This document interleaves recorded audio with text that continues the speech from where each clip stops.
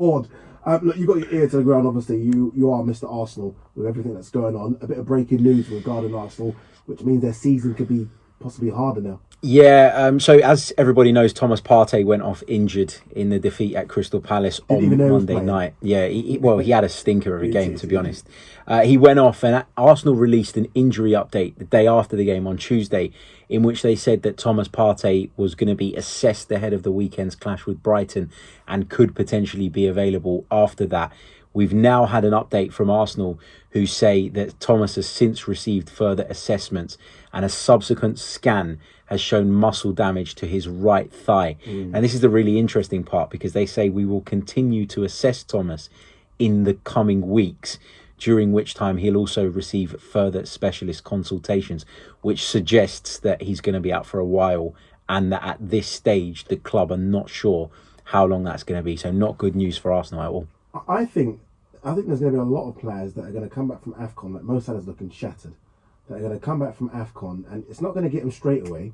And fingers crossed with Mo Salah and Sadio Mane and the rest, Naby Keita, it doesn't get them at all. But you can't fly it how they've flown to AFCON and literally have gone into a game immediately. That literally they landed their nil games, and Thomas Partey came back, didn't he? It was against Liverpool. He got sent off. He's literally landed back. He's played several games since then. He's now gone to World Cup qualifiers, played for Ghana, come back immediately. And they're not robots. It's impossible to do this. And I think you're going to get a lot of players come towards the end of the season that are going to be pulling up with muscular injuries. And I think this is just the start. I really do.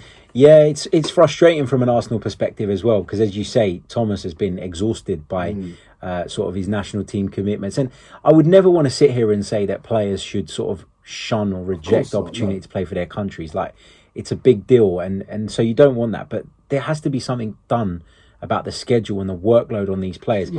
For the last 2 months, I would say Thomas Partey has been world class. He's been the Thomas Partey we all thought we were getting. Injuries throughout his Arsenal career, though, have disrupted him. And we're now at a point where we were just picking up a bit of momentum. Business end of the season, playing some of his best football in an Arsenal shirt. And now we've lost him. And that is exactly the type of injury, pulling up with a muscle injury when you're chasing back, that comes from fatigue. Yeah, 100% indeed. Look, I've seen you, obviously, I stalk you on Twitter, and you've been putting out fires everywhere when it comes to Arsenal, and maybe the hyperbole that, Arsenal's season is over because they've lost a game of football. Before we talk about that specifically, what did you make of the performance against Palace overall, though? Was it just a case of Palace were just too good, too fresh? What? I don't think Palace were too good. I thought that Palace were much more committed and much more physical, much more energetic. They were first to every ball. Conor Gallagher, if you look at the stats, actually hardly touched the ball in the first half. Yeah. But everybody noticed him because of the work rate. Because of how much of a nuisance he was and how well he did to close people down. So Palace started the game really well, really strongly, and we just never settled. This is something we've seen from Arsenal, though, a couple of times this season after the international breaks. Fortunately, in those previous instances, we've been able to come through those patches at the start of the game and sort of wrestle back control and get over the line. But on this particular occasion, we just weren't up for it. We weren't ready. And then you add to that a few individuals had really poor games. Thomas Partey, as I mentioned prior to going off injured, was awful. Probably his worst game in an Arsenal shirt. Nuno Tavares, who played at left back, also had a bad game. Gabriel at centre back, who's normally so reliable, also struggled as well. Martin Odegaard didn't really get on the ball. Palace did a good job of that. Odegaard, though. He did. Lacazette isolated. Saka isolated. Nobody sort of showed up on Monday night. And my big worry is not so much that as an individual result. It's the implications of the injuries sustained prior to that game and during that game. Of course, Kieran Tierney as well, out for the season. You look at the fixture list that Arsenal have got, especially the next two coming up. Those are the ones you have to win, because it does get difficult, doesn't it? Yep. Brighton, we know, can't buy a win right now, but play good football, but you should beat them at home. Although, at their ground, the Amex, early in the season, fantastic against you. Was it a 2-2 game, if I remember correctly? Was it 2 apiece, I think, between you and them? It was a draw. I think it was 0-0. Was it 0-0? I think it was 0-0. And Southampton, who are playing good football but have nothing to play for right now, then it gets tough.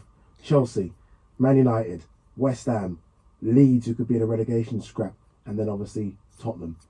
So you almost feel like you need to pick up the next 6 points, don't you? Like, they have to be banked. Yeah, yeah. You know, it's it's one of those where I'm always like, kind of, I don't want to be one of these guys that says we have to get this and we have to get that. And then if you don't, because by the same token, we need to be better than the teams around us. We don't need to be flawless. We just need to be better than the teams we're competing with. And for example, we go to Chelsea in a couple of weeks on a Wednesday night away from home. Now, if you'd have asked me about that game 2 weeks ago, 3 weeks ago, I'd have told you there's no chance we're getting a single point from that. And now you look at Chelsea and you think, perhaps we can get something. And perhaps if we damage Chelsea, you know, it might mean Spurs getting in the top four as well as us. Chelsea could, exactly. Yeah, they could go into it. Exactly. So yeah, there's a lot of sort of different things that could play out.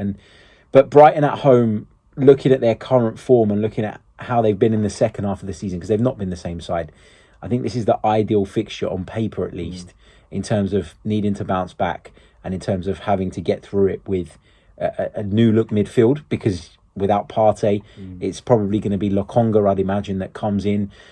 Does Mikel Arteta then think that without Partey, he can't play that single midfield anchor and revert back to what he was doing before, where it might be Xhaka and Lokonga? That gives Tavares, if he plays at left back, a little bit more cover as well.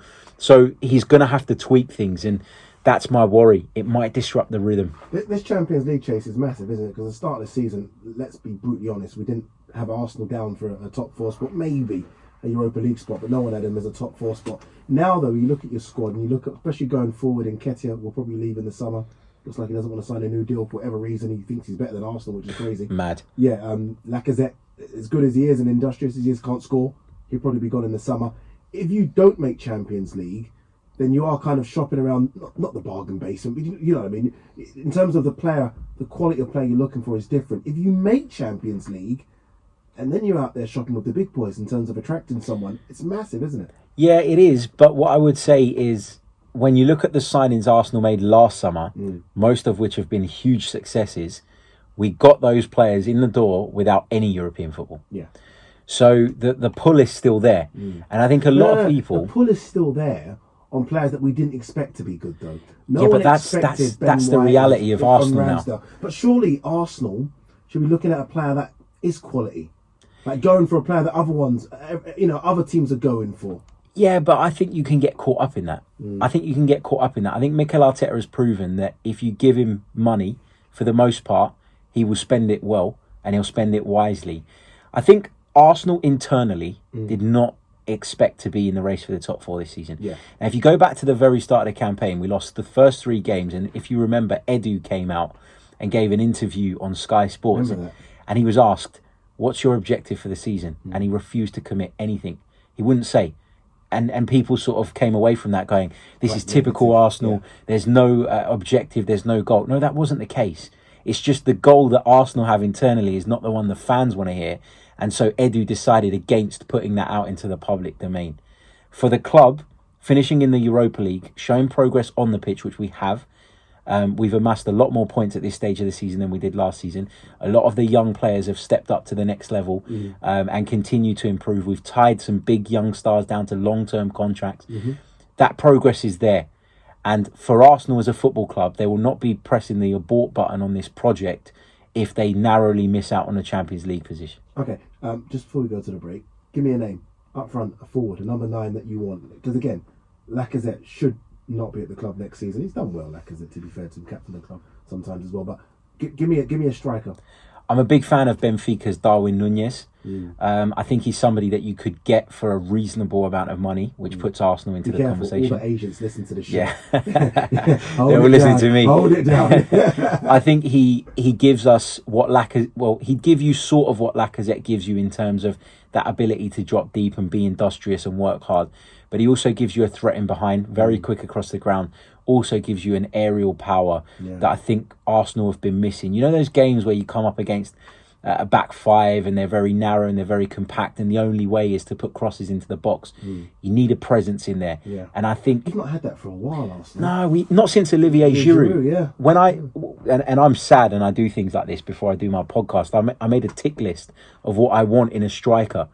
And Darwin Núñez ticks a lot of those boxes and is someone that I feel we could potentially bring to the club this summer. That's not sad, Harry. It's just that you want success for your club. That's all it is. All right, you're listening to The Social on Talk.